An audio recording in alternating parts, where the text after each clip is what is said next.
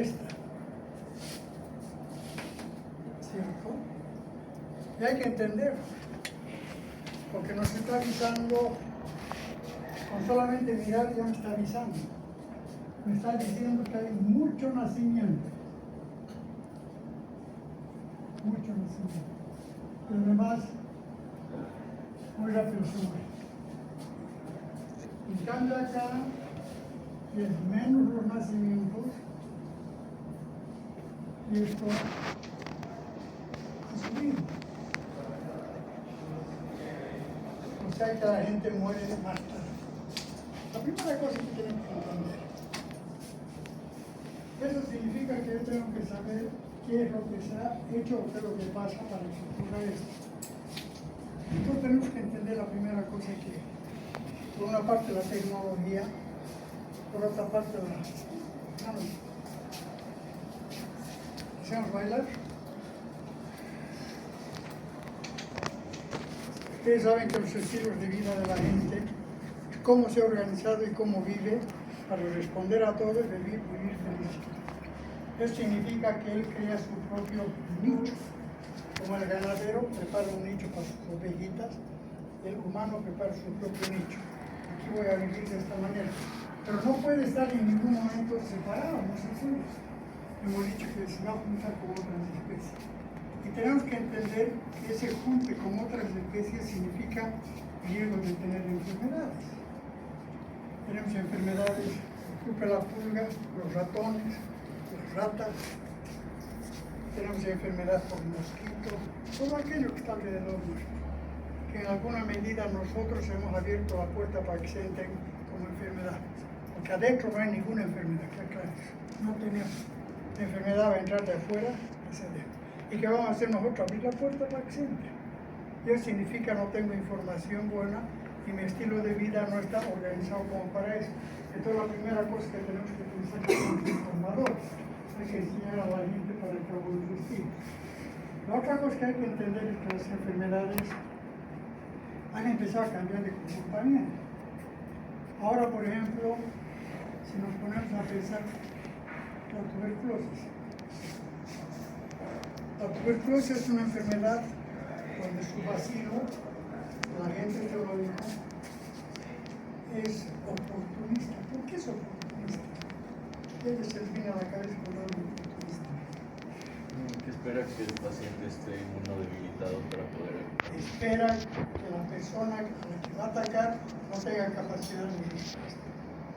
Por eso es que ahora no hay un paciente con VIH-Sida, automáticamente le hacen examen de tuberculosis. ¿Por qué? Porque ¿qué hace el SIDA? Lo debilita. Le quita todas las capacidades de defender. ¿Qué hace el vacío de COVID? Oportunista, se aprovecha del problema. ¿Cierto? Por eso es que hay ese problema. La otra cosa que hay que entender, nosotros como país pobre, en alguna medida, la tuberculosis que nos estábamos contagiando era, por decir, de primera línea, donde con estreptocina y NH, pasa todo aquello se lo podía combatir. El tiempo ha pasado, la tuberculosis ha cambiado, pero fundamentalmente en los países grandes. ¿Por qué la tuberculosis? ¿La tuberculosis es del campo o de la ciudad?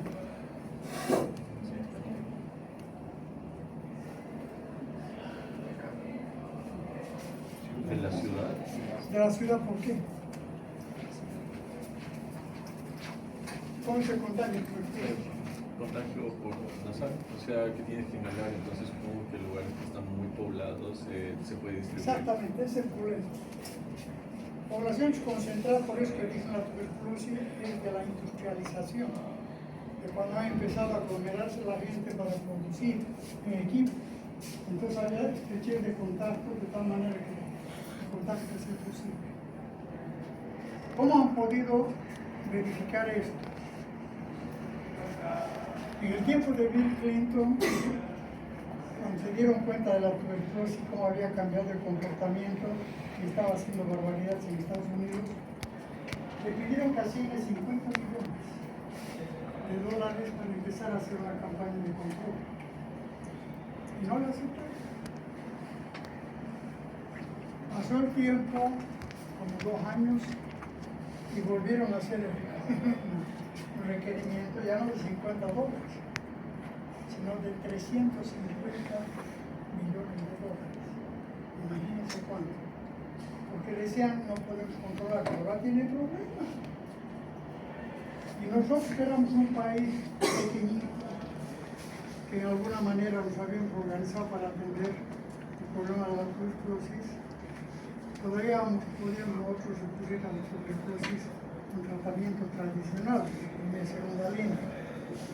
En cambio, primero que el médico se olvidó, como ya no había mucho tuberculoso, pensaban que él se había logrado poner a niveles bien bajos de enfermedad, pero no había mucho. Y cuando había alguno, el médico, como rara vez atendía tuberculosis, se olvidó de hacer esquemas de tratamiento y toda aquella historia. De tal manera de que no pudieron controlar y aquella cosa se montó. Al extremo de que en este momento en países grandes, la tuberculosis ya no es la tradicional, a veces ya hay que mandar las pruebas a Suiza para que allá hagan, porque allá tienen tecnología para ver si se puede hacer algo de la necesidad. Pero nos han llegado. Entonces tenemos que entender que los cambios que se van produciendo en el mundo hacen que las enfermedades también, aparte de cambio. De aquí a la China podemos ir 1 día y medio y estamos en la China. Entonces,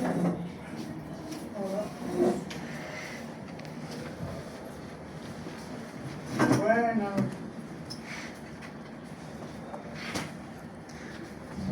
entonces las enfermedades fácilmente se destacan. Lo que ha ocurrido con la gripe, la que está en las canas, con la ébola, que son macaños, con la fiebre, la viruela del limón. Entonces, de esa manera las enfermedades empiezan a caminar. ¿Cómo entró el COVID a Bolivia? Ahora bien, ¿cómo entró el cólera a Bolivia? Por tierra.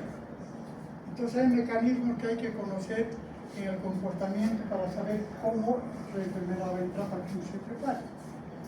En el caso, por ejemplo, de lo vivido, en el caso del cólera, sabíamos que estaba en el Perú. No nos importaba cómo entró, pero nos importaba que venga a Bolivia. Lógicamente se empezaron a hacer una serie de acciones, especialmente en el caso. Pero yo estaba aquí en Santa Cruz. Yo tenía que proteger a Santa Cruz y los que necesitaban. Tenía que proteger Santa Cruz, tenía que ver cómo iba a llegar con Santa Cruz. Santa Cruz, ¿ustedes creen que la gente, ¿cuál es la quien agarra? ¿El que tiene plata o el que no tiene plata? El que no tiene plata.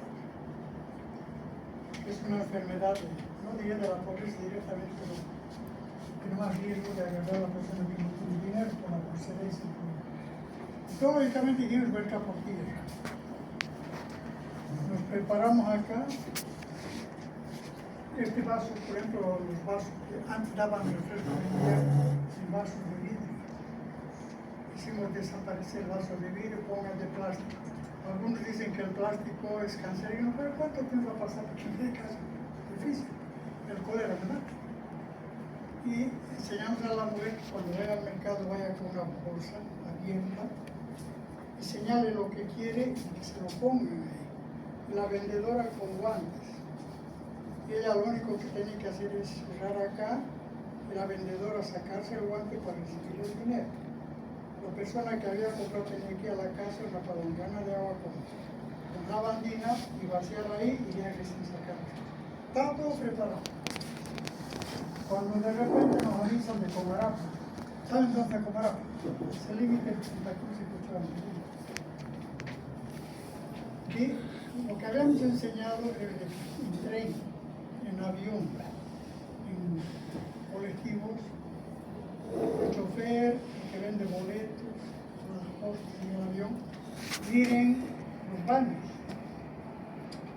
para ver si una persona entraba más de una vez al baño. Si entraba más de una vez, inmediatamente tenía que denunciar. de esa manera se iba controlando. Y acá fue lo mismo, dijimos, no, como colectivo tenía que ser. Dice que un tipo llegó, bajó empujando a todos y se fue al río, el río Chilón. Bueno, el colectivo, después de que cenaron todo eso, empezó a continuar viajando acá. Faltaba prendiendo el motivo y dijo, pero aquí falta un pasajero. Entonces dijeron, yo lo he visto ir allá al río. Pero allá el tipo estaba fregado. No podía parar el problema. El polio, ustedes saben, es una diarrea que no para. ¿Por qué ya no lo cargaron al hospital? Inmediatamente nos notificaron. Otro acá preparadito. Todo listo, macho menos. No había nada. Entonces dijimos, ¿qué cosa llega del interior? Ya ha habido casos en Cochabamba, en el mercado Calatarino, que es el mercado grande. Entonces entrábamos y ¿qué traen de allá? Pucha, de allá traen papas, zanahoria, lechuga, todo. Entonces va a entrar por ahí. Entonces empezamos a todo caso que venía con las verduras, ¿dónde llevaban?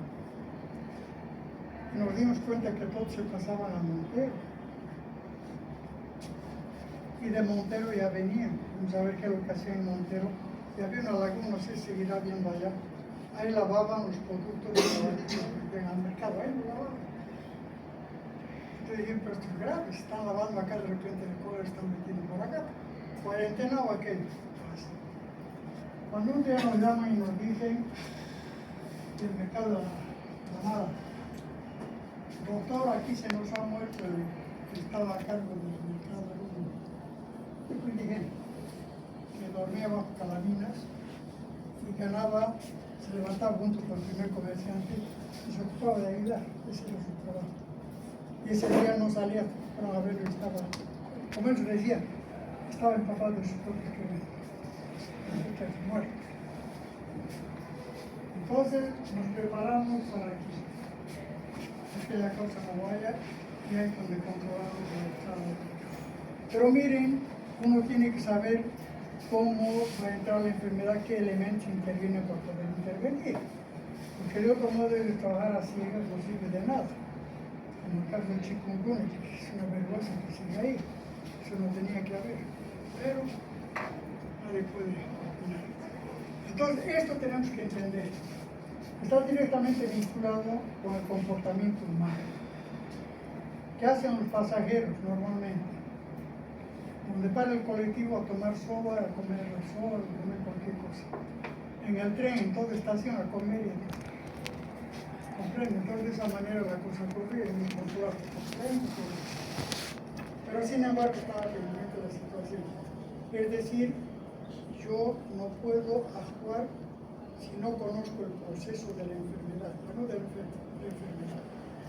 Y la enfermedad tiene varios eslabones que vamos a ver después, que yo tengo que saberlo controlar porque cada uno de ellos tiene su propio comportamiento.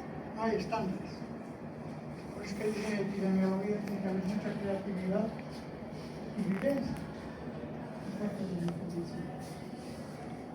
Entonces de esa manera se controló en Santa Cruz, pero en La Paz la cosa no fue así, no pensaron. Dijeron va a entrar del Perú y va a entrar por tierra y va a entrar por el aire. ¿Y qué va a pasar? Están en Brasil, van a venir a una casa particular o al hotel. Cuarentena los hoteles. Indicado todo los hoteles, que es lave, que aquí, que allá. Pero nunca pensaron que la gente del hotel defecaba y orinaba y se entraba al río Chapea. El río cruza la ciudad. Cuando llamaron al ministerio diciendo que había mucho muerto, que están muchos muertos en río abajo. Es un valle donde termina el choque de agua.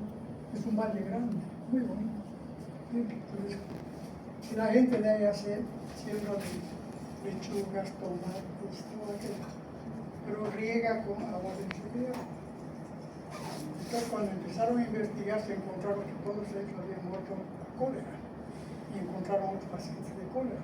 Inmediatamente a investigar qué había pasado. Y ahí se descubrió que ellos producían y lo mandaban al mercado de La Paz, o sea, el vibrión lo habían cogido aquí abajo y lo estaban mandando. No tiene que ver eso. No tiene que ver. La otra cosa que hay que entender, los humanos tenemos, por toda la actividad que desarrollamos, tenemos dinámicas de todos tipos. Y esas dinámicas igual antes de que nosotros entremos en contacto con áreas donde la enfermedad está presente. ¿Qué es endemia? ¿Qué es endemia? No está el mataburro, los mataburros deberían estar ahí trabajando. No, la enfermedad que está en un lugar y permanece ahí adentro, permanece. Estoy hablando de la enfermedad. Quiere decir no siempre el enfermo, pero hay algo dentro de la cadena del enfermo que está manteniendo para que llegue el humano y se enferme. Esto es importante para la salud.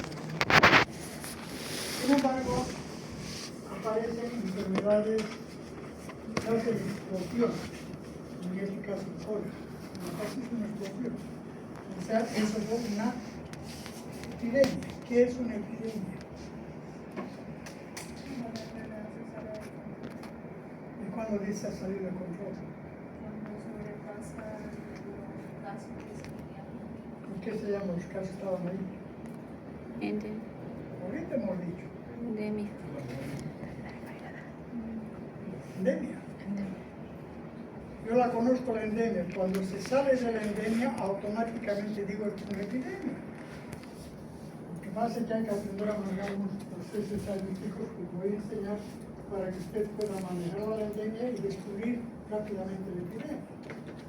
Pero si hubiera aparecido el primer caso del mono, ¿qué sería una epidemia? Era cuando apareció el primer caso de viruela del mono. Era viruela. ¿Cómo es epidemia? ¿Por qué? ¿Por qué la epidemia es correcta? Porque ha llegado a un lugar donde la enfermedad no existía. No teníamos monos, pero monos chinos, manechi, mono martín, eso teníamos, pero monos. Pero la enfermedad, la viruela no había. Entonces entró la viruela. Enfermedad que no había acá. Un solo caso y es yo tengo que intervenir inmediatamente. ¿Por qué? Porque es una enfermedad que no había, emergente, ha aparecido. En el caso de la tuberculosis, ¿era emergente? No, era endémica. Pero para los gringos se volvió epidémico porque salió de la endemia y se volvió epidémico. ¿Comprenden? Eso hay que tener. Entonces se llama reemergente. Se lo bajó y nuevamente ha vuelto a surgir. Estamos son términos que tenemos que manejar, que la mayoría se trabaja con ustedes. La otra cosa, en el mundo donde estamos nosotros, como he dicho, comparto mi nicho ecológico y hago habitar con otras especies. Y esto es importante. Lo que hemos dicho dentro de nosotros no está la enfermedad, va a venir de afuera hacia nosotros. Entonces tengo que conocer todo aquello que está alrededor mío con información para saber qué es lo que tengo que hacer. Por ejemplo, si hablamos de... ¿Qué grupo no tiene enfermedad? Cada grupo tiene que escoger una enfermedad para trabajar. Coordinador. Nos ha pedido.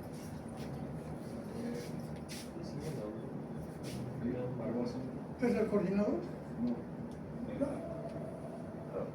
Pero masacrar al coordinador. Cada grupo tenía que decirte qué enfermedad van a trabajar. Yo pensé que en el curso no la había entendido. Yo pensé que en el curso Uy, no lo he entendido. cada uno la suya iba a decidir. Entonces van a darle a él. Entonces aparecen enfermedades cuando nosotros hemos abierto las puertas y hemos permitido que otras enfermedades entren. Pero toda enfermedad que nos entra, alguien hace posible. La enfermedad no entra a nuestro cuerpo si no hay algo que ayude. Así por así no hay. Por eso existe esto. Donde tenemos un agente de enfermedad, una personas que tienen riesgo de enfermar, y algo hay acá en el medio ambiente que haga posible que este se junte con él. ¿Cómo la gente puede entrar a una persona? Alguien tiene que haber.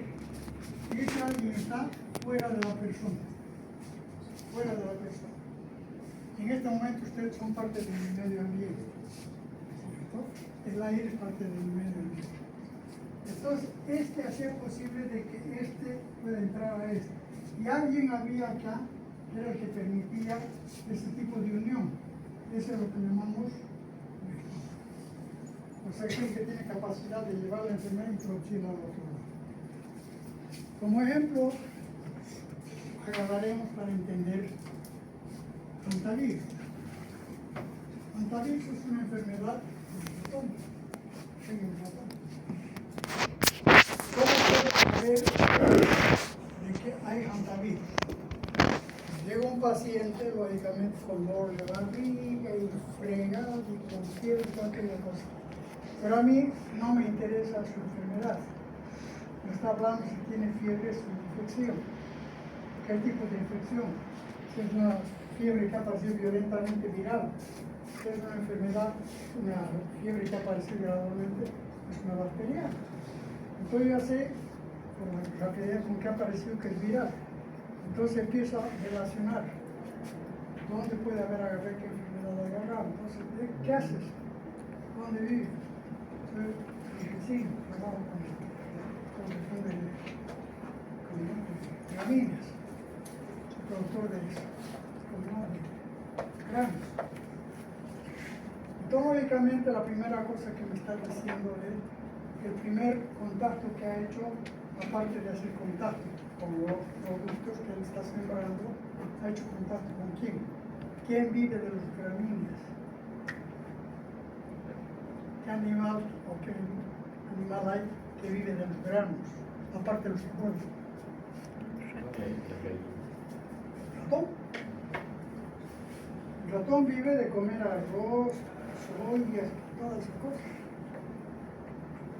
El ratón es el que come, pero yo, como no conozco, he agarrado y lo he metido al ratón en mi casa. Miren cómo uno abre la puerta para que se entre la enfermedad. Yo he entrado. Lógicamente le digo, ¿has visto el ratón por tu vivienda?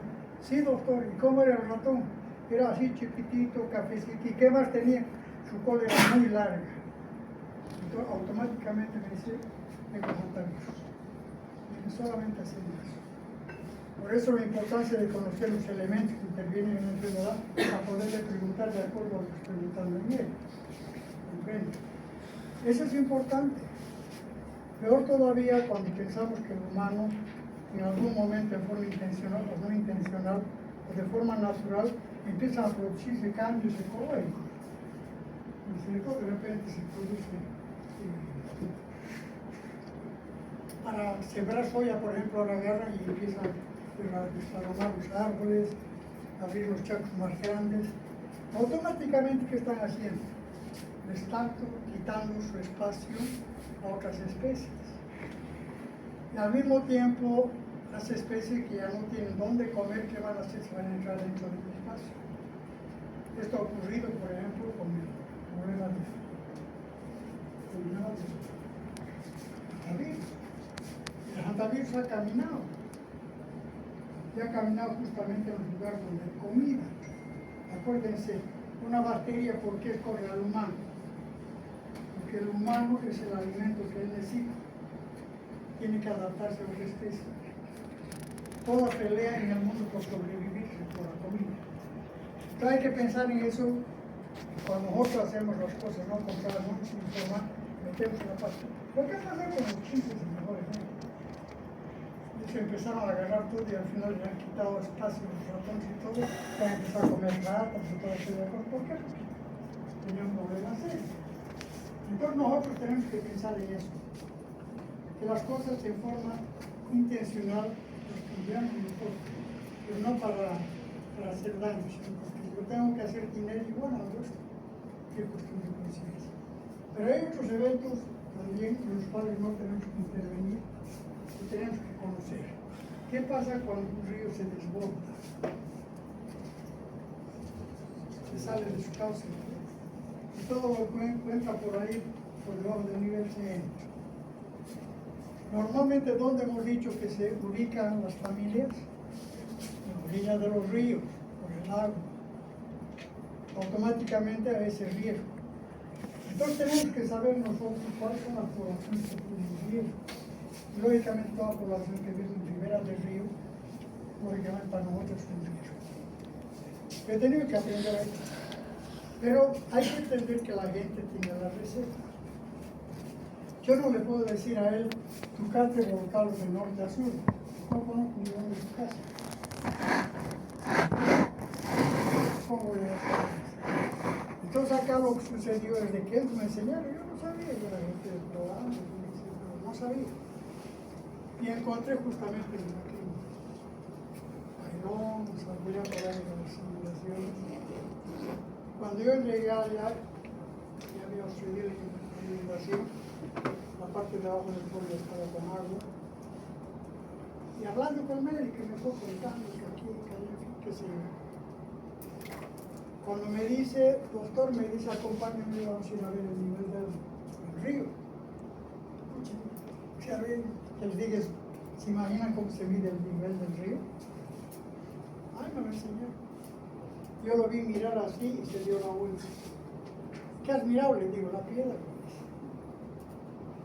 Hace media hora que vi, todavía no ha llegado el agua. Usted estaba midiendo el nivel, el tiempo que tardaba el agua en caminar. Y había un palito al lado, le dije, ¿ese palito para qué es? Para ver la altura. Porque tiene que estar acá, si sube de acá, entonces tiene que hacer que la gente salga de acá. Ay, aprendí. Entonces, yo ya sabía eso, y lógicamente la primera cosa que uno tiene que saber es dónde voy a llevar a la gente. Se va a inundar. ¿Dónde voy a llevar a la gente? Y para eso tengo que ver la forma de cómo interactuar con ellos. Porque la receta la tienen los que sufren el problema.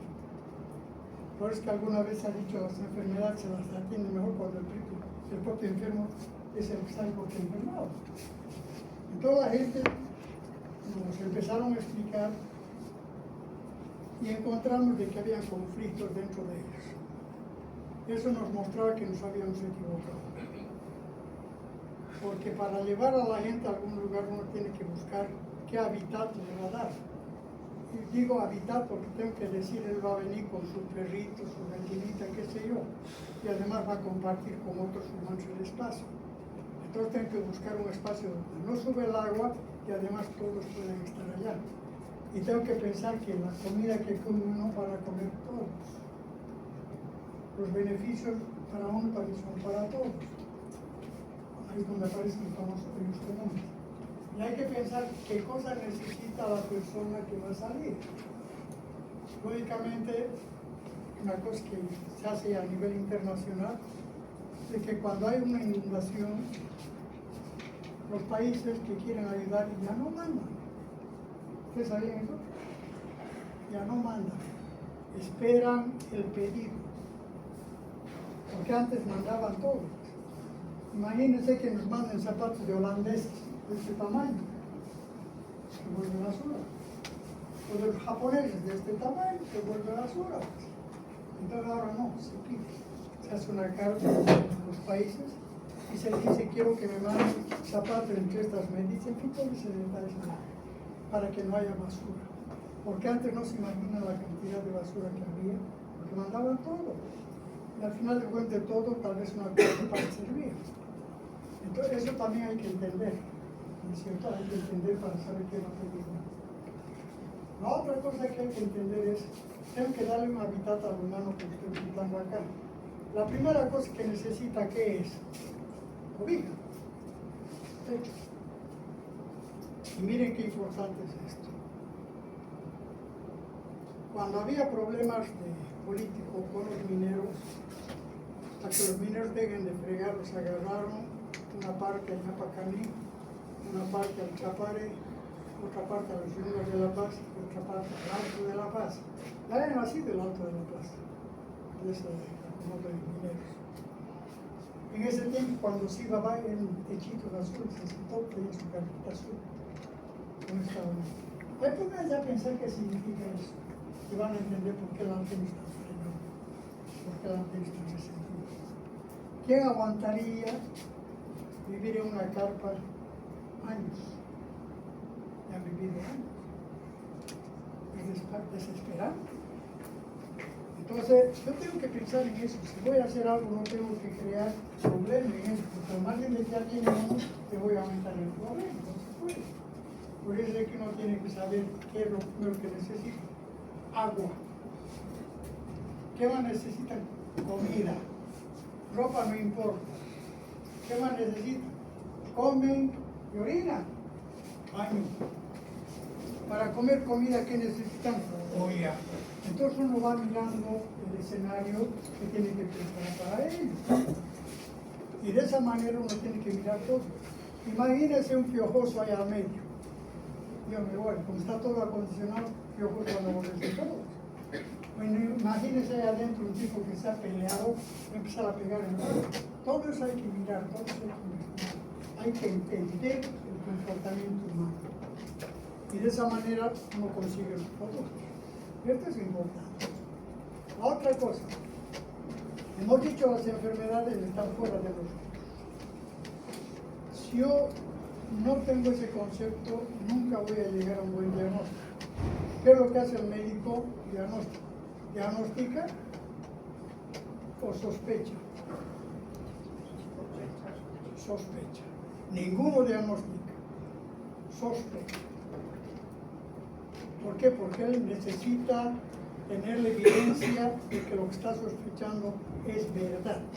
Porque si no fuera así, ¿para qué utiliza el laboratorio? ¿Por qué utiliza el laboratorio? Porque yo dudo de lo que estoy diciendo, dudo de lo que estoy haciendo.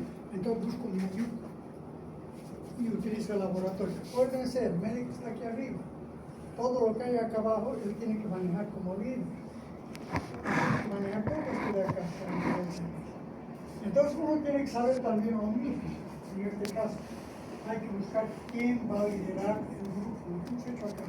¿Quién va a coordinar el agua?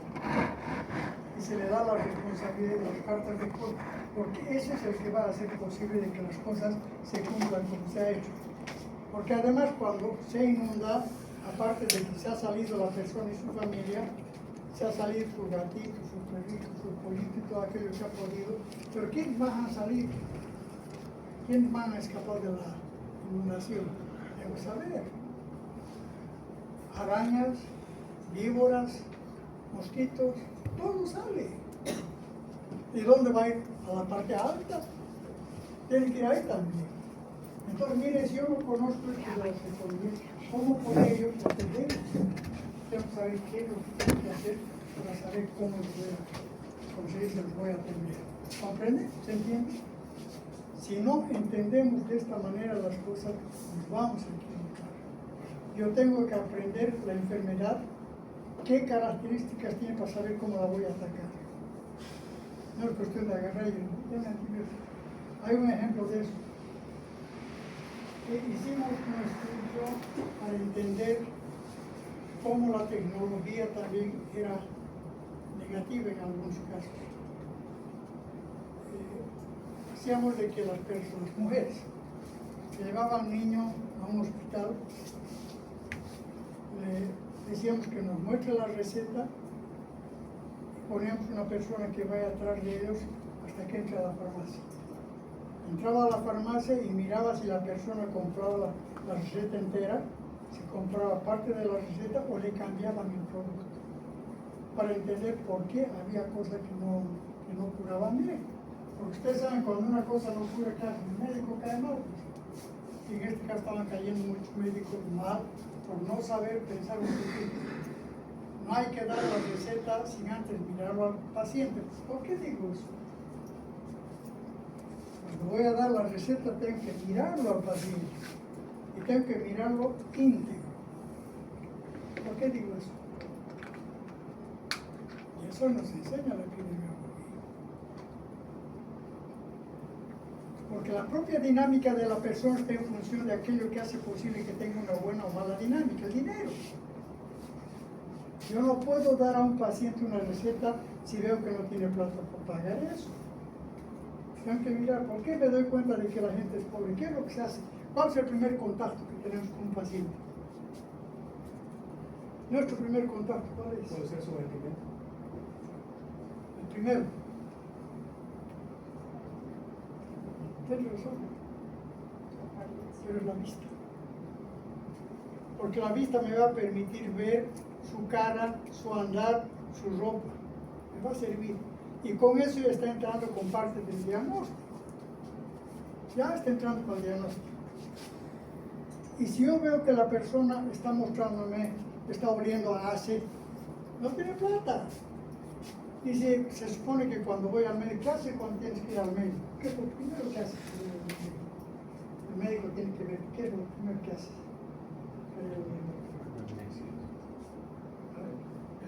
¿No has sido mujer? Sí. ¿Y qué has hecho? ¿Ah?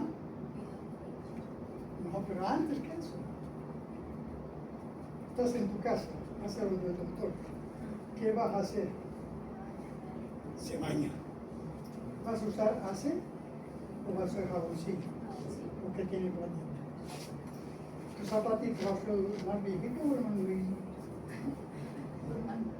Vas a buscar entre tu ropa con el vestido más llamativo. Entonces se supone que esa persona está bien con la riqueza que tiene. Bien, ya me está avisando. Ya me está diciendo yo tengo una enfermedad de pobreza, no de riqueza. Automáticamente, porque hay enfermedades de la pobreza y enfermedades de la riqueza en algún momento se juntan, pero hay que identificar eso. Por eso es que si no conocemos, no vemos esta cosa, es difícil hacer las cosas. Uno tiene que ver, tiene que saber qué es lo que la persona para poder hacer la intervención. Y lo que buscamos, de cualquier manera, es de que los humanos podamos vivir más tiempo posible. O sea, que nuestra esperanza de vida sea la mayor cantidad de años que tengo. ¿Cómo se mide la esperanza de vida?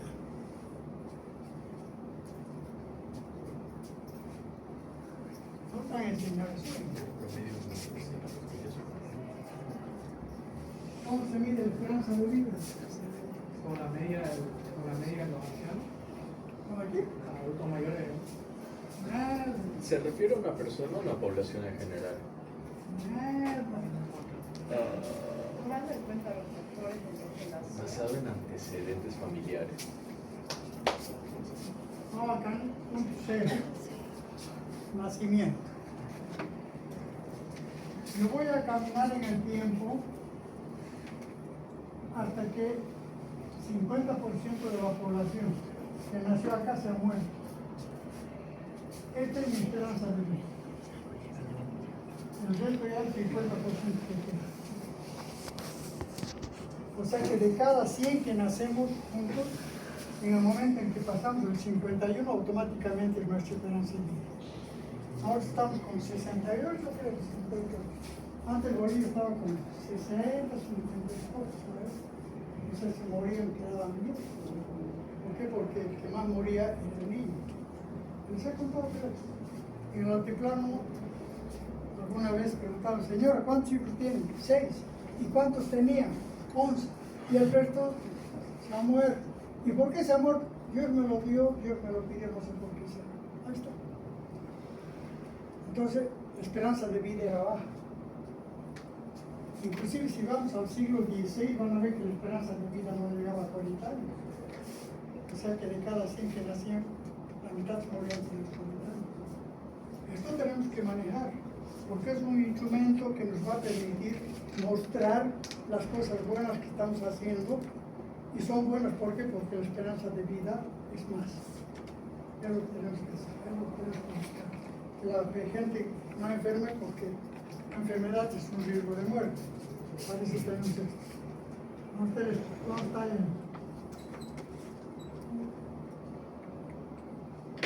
No está el mataburro.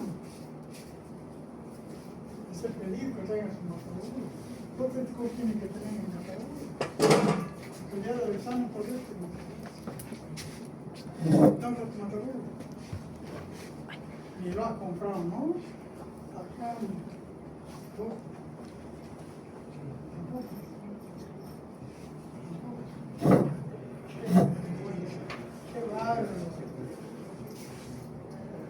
¿Hasta aquí va bien?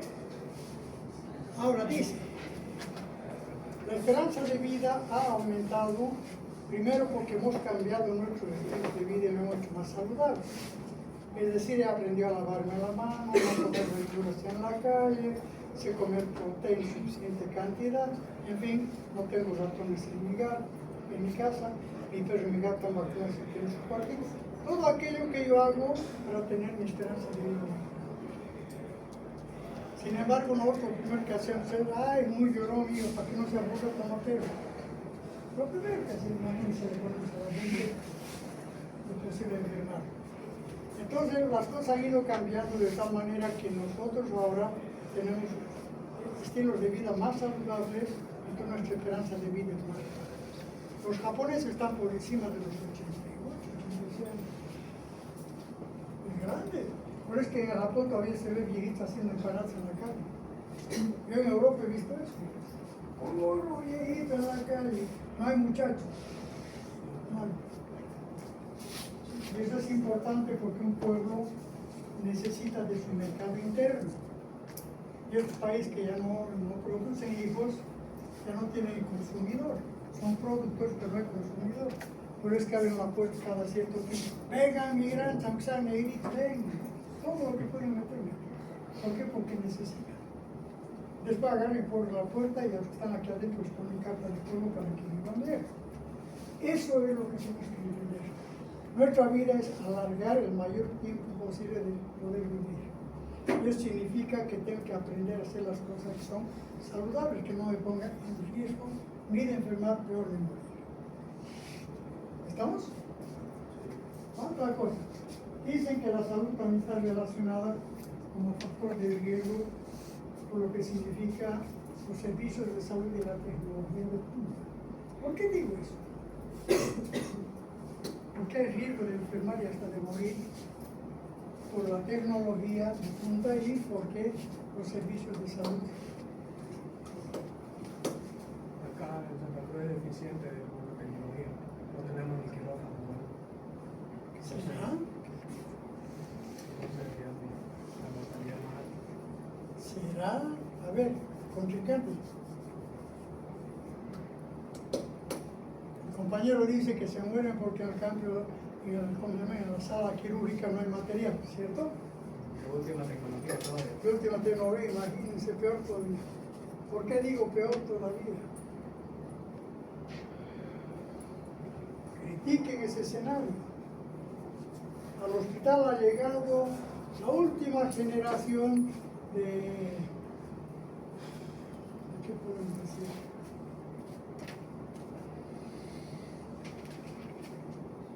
A ver qué aparatos modernos. ¿De qué? La última tecnología del tomógrafo ha llegado. Miren, y nos ha costado $150,000. ¿Ustedes creen que resulta el problema de la gente? ¿A quién les resulta la plata? Porque eso que ha entrado con 150,000, si no es un regalo, y aun siendo un regalo, no lo van a dar gratis. Para empezar, tienen que tener a alguien experto en el manejo de ese aparato. Y no siempre va a ser el médico. ¿Por qué es importante saber esto?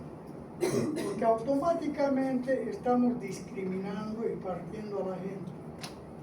El que puede pagar, el que no puede pagar. Esto hay que pensar. La tecnología de punta tiene que responder a todos en forma pareja. Cuando traemos para resolver problemas de un solo grupo discriminadores, no se puede hacer. Entonces, eso está afectando. Eso está afectando. La otra, cuando hablamos de servicio, se entiende que cada servicio está preparado para la población que le toca atender. Ustedes saben que los servicios de salud de Santa Cruz, por ejemplo, no tienen las mismas cosas que pueden tener los de La Paz, por decirlo. Tendrán la tecnología, pero la información del médico es la misma. Aunque haya estudiado en la misma universidad, el actuar del médico cambia, porque en La Paz son otras enfermedades, es otro mundo, y acá son otras enfermedades. Por eso la importancia de que en las universidades se enseñe el perfil de cada región. Así se va a dar, le enseñarán después allá. Pero es importante conocer, ¿por qué? Porque me estoy preparando para atender a la gente. Entonces tengo que saber qué cosas va a pasar con él. Entonces, en ese sentido es importante. Lo que es peor todavía, un servicio de salud es bueno cuando no discriminan, ¿no es cierto? Ustedes saben que acá tenemos ese problema. ¿Quién se hace en cola a la puerta del hospital y duerme un día, 2 días? ¿Gente que tiene dinero? O sea que nosotros no estamos preparados para no discriminar. Yo soy político, quiero aclarar, pero tengo la suficiente capacidad mental para poder saber qué cosa está bien y qué cosa está mal. Doctor, pero también puede ser porque no hay cama, ¿verdad? No es fácil. Porque la mayor parte de los que hacen cola es para que le digan toma esto, toma esto otro, o haz cola con el cardiólogo, que si no son para internar, normalmente, la mayoría son consulta externa. La mayoría. Inclusive hemos podido ver, y esto es verdad, algunos hospitales tienen camas ocupadas por gente que solamente está ahí para tomar su píldora. No debe estar en su casa haciendo consulta médico hospitalaria. O sea que nosotros como servicio no estamos preparados. Porque cuando vino el COVID nos mostró que nosotros no sabíamos nada, no teníamos nada. Y sin embargo no hemos aprendido. La primera gripe fuerte que vino hace unos 10 años atrás, pero brutal. Y ha vuelto a aparecer la gripe. No habíamos cambiado nada. Todo seguía igual.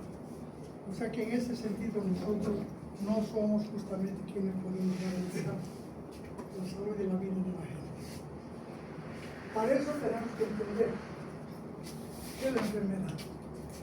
Y la primera cosa que tenemos que entender es que la enfermedad no solamente depende de lo que hay en el medio ambiente, depende de cada persona. ¿Qué tengo yo para tener una enfermedad? ¿Qué tengo yo para no tener una enfermedad? La primera cosa, ¿será que el sexo tiene que ver? Claro, hay enfermedades de la mujer, enfermedades del hombre. ¿Cierto? ¿Será que la edad tiene que ver?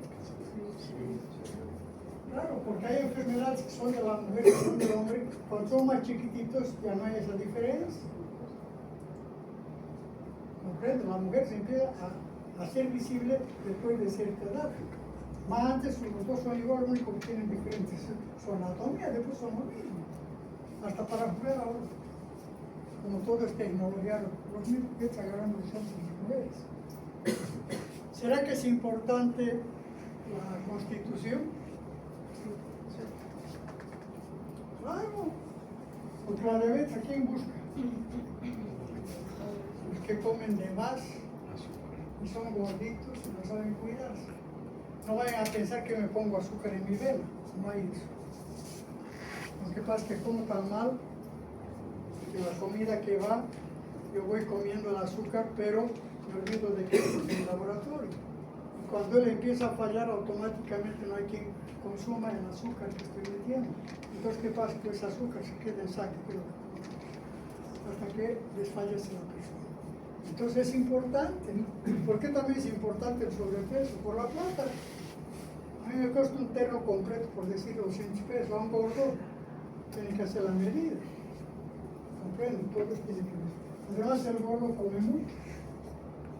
Entonces tenemos que saber también eso. Santa Cruz, por ejemplo, tiene un problema. Se come mucha carne roja. Cuando vino el profesor Ahumada de Chile, cuando estaba haciendo maestría, el tipo dijo que no había visto desnutrido en Santa Cruz, más bien había visto hipernutrido. Y es cierto, en Santa Cruz no había visto desnutrido, ni en el campo. Pero vayan a Oruro, vayan a Potosí, vayan al campo, ahí van a ver. Y se van a preguntar, ¿qué come esta gente? Un poco más nos disparos de lo que pueblo. Entonces, eso también hay que ver. ¿Qué cosas tengo yo que me ayudan y qué cosas tengo que me perjudican? ¿Por qué es tan importante, por ejemplo, recomendar y decir, haz deporte? ¿Qué hace el deporte? Puede quemar calorías más rápido. Te mantienes. Come el azúcar, músculos. Por eso es que cuando uno acaba con macurca, ¿qué es la macurca? Me falta azúcar. Listo, eso es la macurca. ¿Comprenden? Entonces yo tengo que empezar a saber qué cosas no debo hacer. Lo que está pasando ahora, ¿no? Ustedes saben que estamos viviendo una época muy difícil. Yo hablo de Bolivia, no hablo de Ecuador. Y es que si se han dado cuenta, actos de vandalismo se hacen más en Santa Cruz que en el interior. Realmente un sitio único. Cuando uno es curioso, uno trata de explicar. Para eso, lógicamente, uno critica el escenario de cada caso. Si ustedes se acuerdan, la mayor parte de ustedes que han matado, cuando se les ha preguntado y se les ha pasado la borrachera, se les ha pasado la droga, ¿qué han dicho? Que estaba bajo el efecto de la droga, estaba bajo la droga. Todos han debido escuchar. Inclusive este caso del tipo que mató a su madre. Su madre no le daba plata, la mataba a la madre. ¿Cómo? ¿Ah? Ese padre que la violó a su hija. No, para eso no. Entonces uno tiene que entender, no aceptar y entender por qué ocurre esto. Son teorías.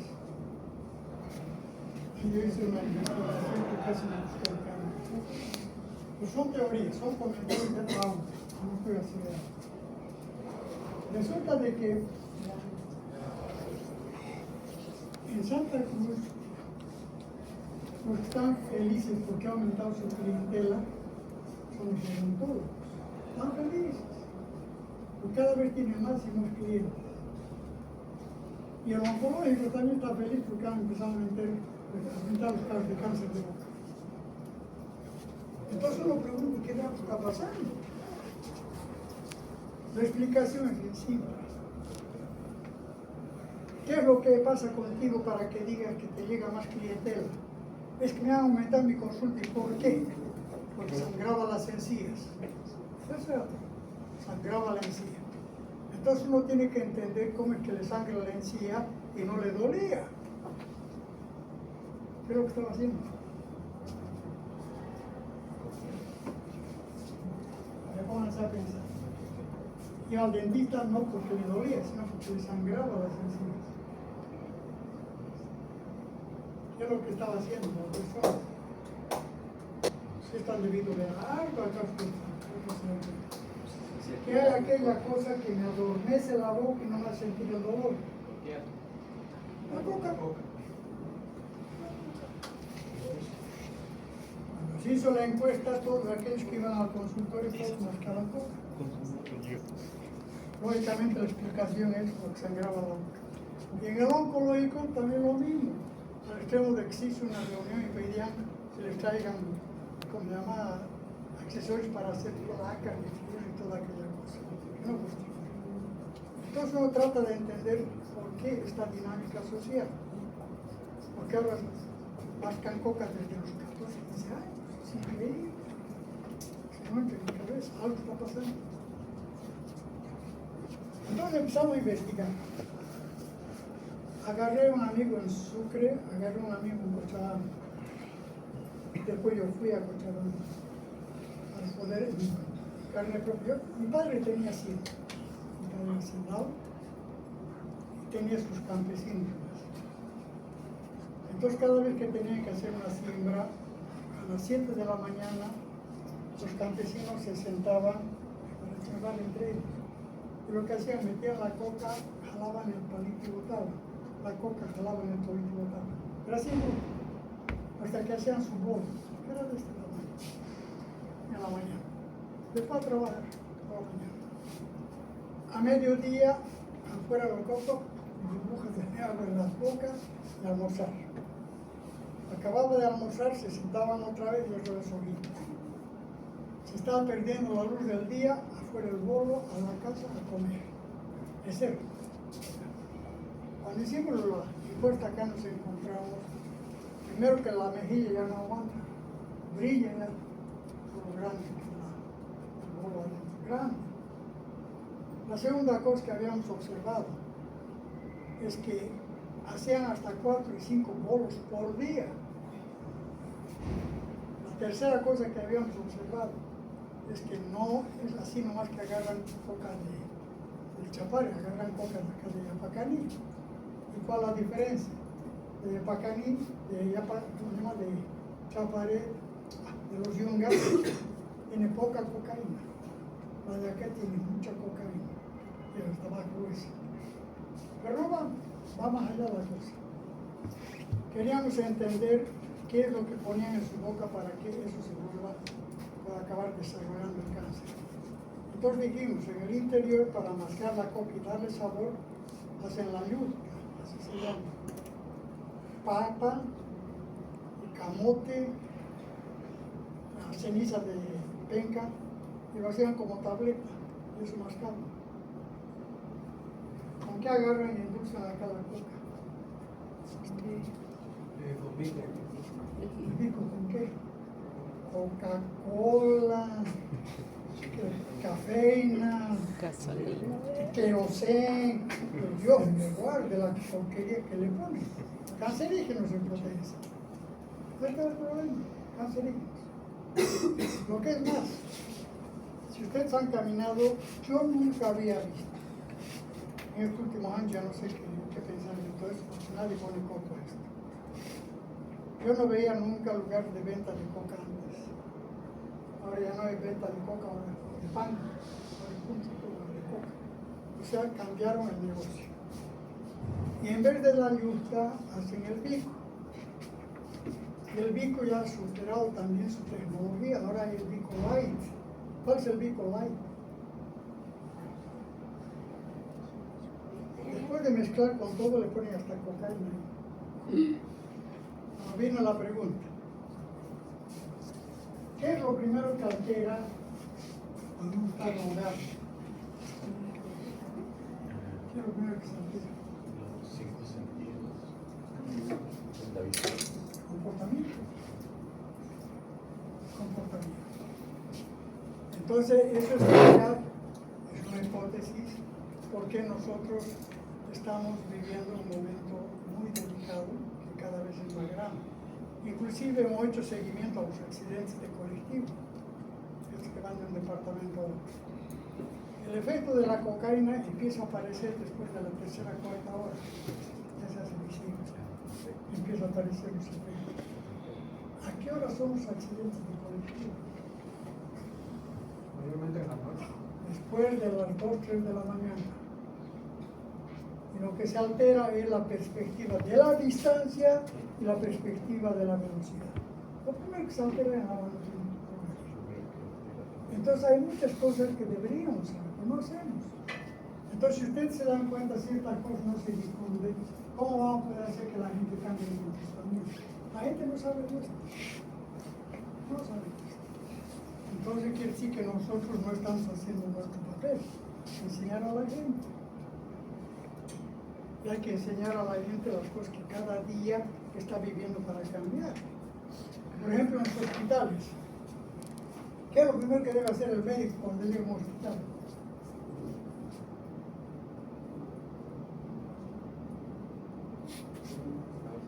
Urgente. ¿Qué es lo primero que debe hacer? Lavarse la mano. Hemos hecho seguimiento. Las que se lavan las manos seguido hasta en el horario que se establece el enfermero. Ya hay los residentes porque saben que si lo pillan lo pueden votar. El médico es el que menciona lo comprueba, está documentado. Porque para ponerse el mandil tiene que estar limpia la mano, no puedo ponerme el mandil y después lavarme la mano. ¿Comprenden? Entonces, eso también hay. O sea que en ese sentido nosotros como médicos tenemos que pensar que no podemos poner en riesgo nada de ninguna persona, no podemos en riesgo en ningún sentido. Y eso solamente es cuando nosotros sabemos qué hacer. Entonces quiere decir que la enfermedad es todo un proceso, no sabemos dónde empieza, tampoco sabemos dónde termina. Entonces es un proceso único. Aquí empieza, acá termina. Yo no sé en qué parte la persona dice ya estoy sano. Aquí está la enfermedad, aquí está el sano, pero ¿qué raya es? No deberíamos tener un gráfico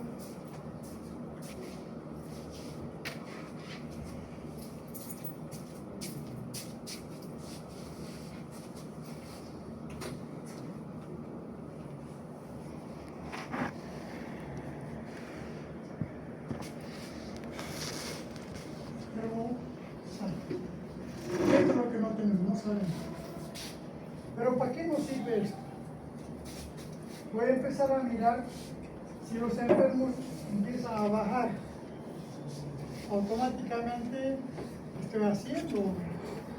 Pero si por el contrario los enfermos van subiendo, entonces para eso me sirve esto. Esto deberíamos, cada cual tiene que trazar, por esto al médico se le dice cada fin de tarea de cada día, mira lo que ha realizado y mira lo que ha hecho bien. Esto es urgente. En cuanto nosotros mejoramos nuestra calidad, automáticamente la parte de enfermedad se ve imposible. Automáticamente. Y la parte de salud se va a dar. Es el mejor instrumento de medición para nosotros en la salud. ¿Comprende? ¿Estamos? Bueno, trabajo ahora. Nos organizaremos por ordenador. ¿Qué otros tienes?